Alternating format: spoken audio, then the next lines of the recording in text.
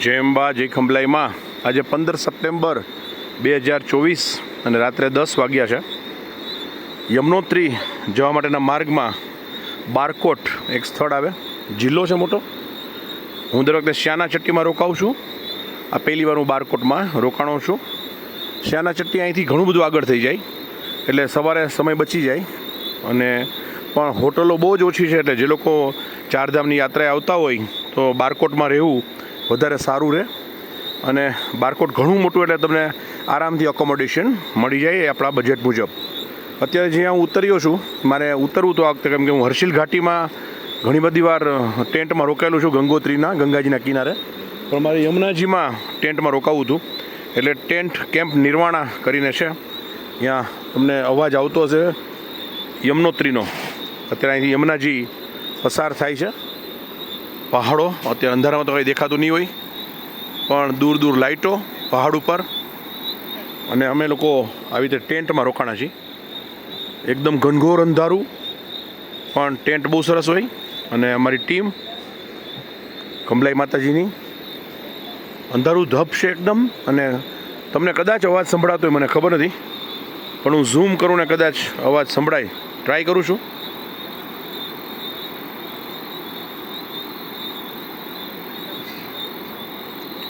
હા, યમુનાજી અહીંયા જાય છે.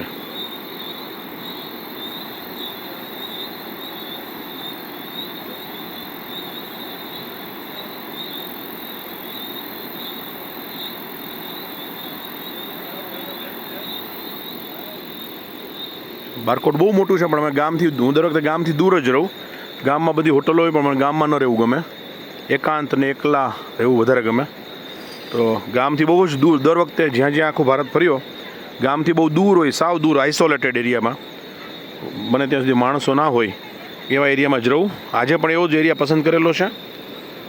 એકદમ તમને કહું કે ના, આ સરસ સામે જ અમને સવારે દેખાશે. કાલે સવારે અમે 3:30-4 ઉઠી જઈશું, અને 3 વાગે ઉઠી જઈશું, અને 4 વાગે ગરમ પાણી આપશે આ લોકો, અને 5 વાગે અમે મોડામાં મોડા અહીંથી યમનોત્રી જવા માટે નીકળી જઈશું. અત્યારે બધા ટેન્ટ છે. હું તમને ટેન્ટ અંદરથી દેખાડીશ. પણ અત્યારે અમારી ટીમ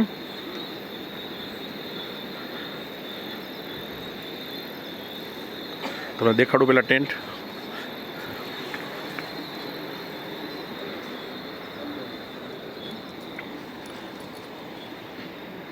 ટેન્ટ છે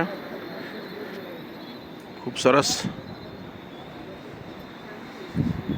આનાથી પણ વધારે સારો ટેન્ટ અમને હર્ષિલ ઘાટીમાં મળેલો.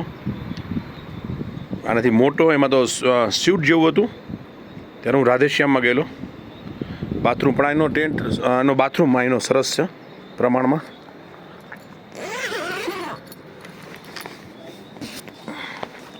બહુ વિશાળકાય બાથરૂમ છે, સ્વચ્છ, એકદમ નીટ એન્ડ ક્લીન છે.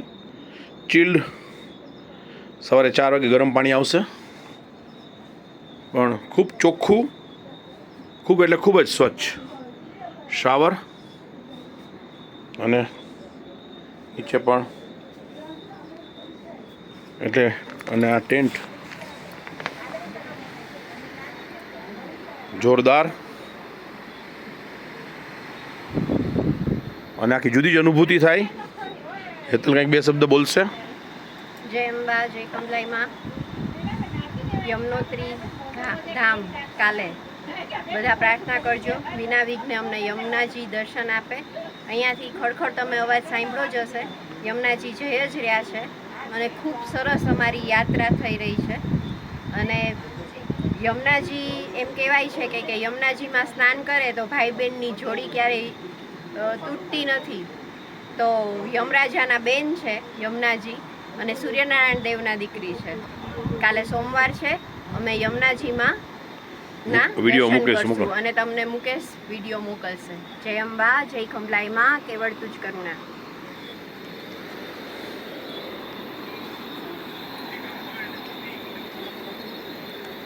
બધાની ટીમ આજે અત્યારે મેં ભજીયાનો કાર્યક્રમ કીધો છે. વાતાવરણ બહુ સરસ હતું, એટલે કીધું કે તું ભજીયા બનાવજે.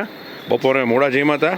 ઇન્દુબેન, જય અંબા જય ખંભલાઈમાં, વંદના, જય અંબા જય કમલાઈમાં સ્વાતિબેન, જય અંબા જય કમલાઈમાં તક્ષક અમારો સૌથી નાનો 7 વર્ષનો યાત્રિક છે. જય અંબા જય ખંભલાઈમાં.